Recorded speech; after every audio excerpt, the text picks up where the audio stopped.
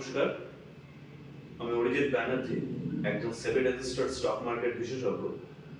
Share trading ক্লাসের তরফ থেকে আজকে আমি আপনাদের সঙ্গে এখানে একটি নতুন ভিডিও প্রেজেন্ট করছি।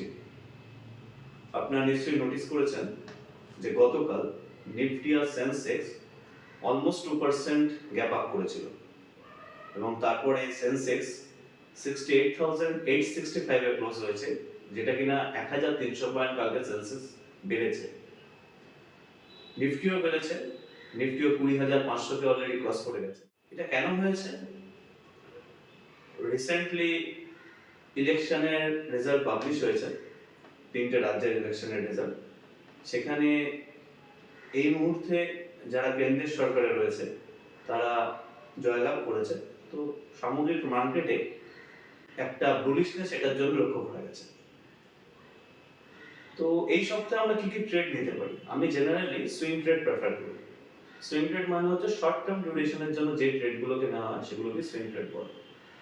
সুইং ট্রেড বা শর্ট টার্ম ট্রেড, যেগুলোতে অ্যাপ্রক্সিমেটলি 7 থেকে 8% এর কাছাকাছি রিটার্ন থাকে আর মোটামুটি আপনি 2 থেকে 3 সপ্তাহের কাছাকাছি হোল্ডিং পিরিয়ড থাকতে পারে বড় জোর। এর আগেও জেনারেলি টার্গেট অ্যাচিভ হতে পারে। তো আমরা কিছু কিছু সেক্টরের ক্ষেত্রে এই মুহূর্তে বুলিশনেস নোটিস করেছি। তার মধ্যে একটি সেক্টর হচ্ছে পিএসইউ ব্যাংক সেক্টর।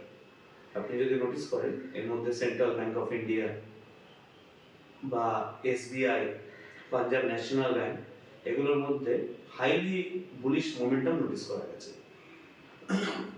তো সেক্ষেত্রে আপনার একটা স্ট্র্যাটেজি হতে পারে, আপনি পার্টিকুলার কোনো পিএসইউ ব্যাংক কিনতে পারেন, অথবা সমস্ত পিএসইউ ব্যাংককে নিয়ে যে পিএসইউ ব্যাংকের ইটিএফ আছে, বা তো নিশ্চয়ই শুনে থাকবেন পিএসইউ ব্যাংকের ইটিএফ এর কথা, যেটা কোটাক পিএসইউ ব্যাংক অথবা পিএসইউ ব্যাংক বিস, এগুলোই হচ্ছে ইটিএফ। ইটিএফ মানে হচ্ছে এক্সচেঞ্জ ট্রেডেড ফান্ড। আপনি এই ফান্ডগুলো কিনতে পারেন, এগুলো স্টক মার্কেটের মতোই ট্রেড হচ্ছে এবং আপনি কেনার পরে এটা আপনার ডিম্যাটে গিয়ে জমা করবে। তো পিএসইউ ব্যাংক বিস অথবা কোটাক পিএসইউ ব্যাংক, এগুলোর দিকে আপনি নোটিস করতে পারেন। সিমেন্ট সেক্টরের ক্ষেত্রে এই মুহূর্তে বুলিশনেস নোটিস করা গেছে।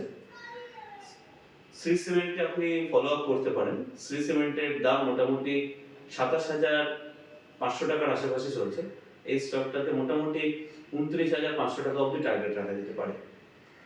তাতে আপনার মোটামুটি 7 থেকে 8% এর গেইন রয়েছে।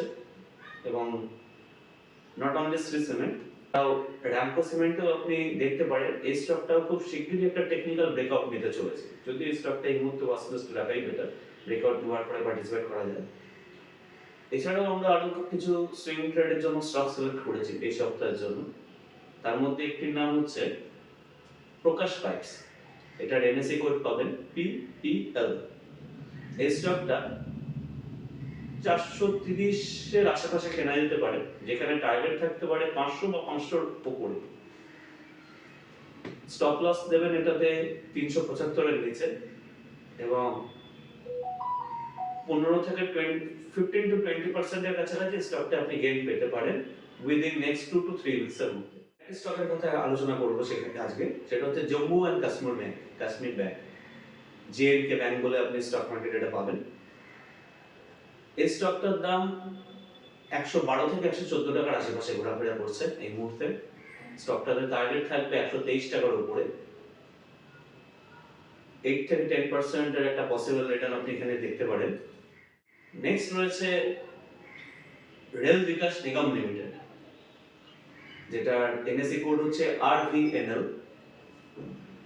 এই স্টকটার বেস্ট গাইডেন্স থাকবে 170 টাকার আশেপাশে, যেখানে আপনি স্টকটা থেকে 190 বা তারও বেশি প্রফিট পেতে পারেন।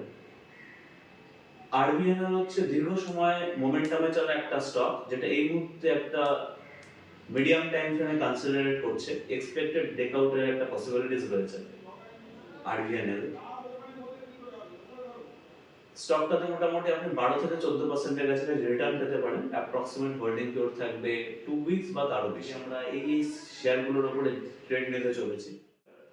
যদি ভিডিওটি আপনাদের ভালো লেগে থাকে এবং আপনাদের ভিডিওর থেকে কোনো উপকার হয়, তাহলে ডেফিনেটলি এটাকে লাইক করবেন, শেয়ার করবেন আপনাদের বন্ধুদের সঙ্গে যারা শেয়ার বাজার নিয়ে ইন্টারেস্টেড। এবং শেয়ার বাজার সম্বন্ধে যদি আরো নতুন কোনো তথ্যের প্রয়োজন হয় বা জানতে ইচ্ছা করে বা শিখতে চান, আমার সঙ্গে আপনারা যোগাযোগ করতে পারেন। নমস্কার।